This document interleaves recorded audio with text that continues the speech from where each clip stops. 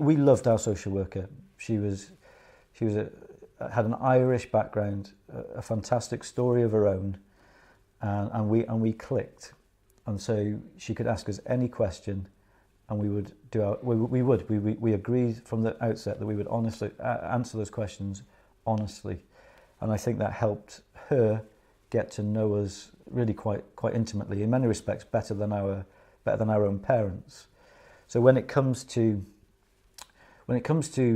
parenting then our children, she understood us as people, and then has this vast experience of dealing with adoptive families for 30 odd years or more, and knew the kind of issues that came up or would come up, new strategies that she could pass on. And have you thought about talking to your child this way? Have you thought about putting this bit of therapy in place?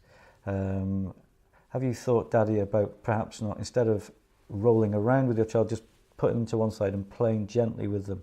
Simple stuff.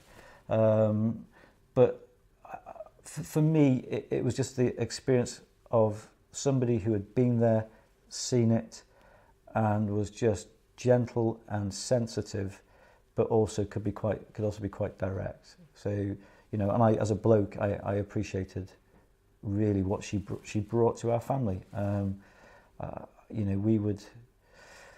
We wouldn't be, and this is the truth, we wouldn't be in the place we are today without her help and her support. I can't commend the work that they do highly enough.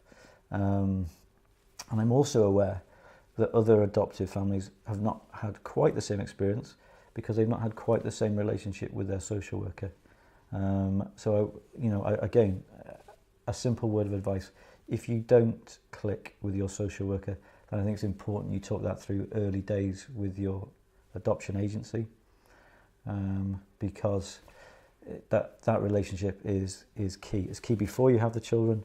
It is, so important when you've got the children.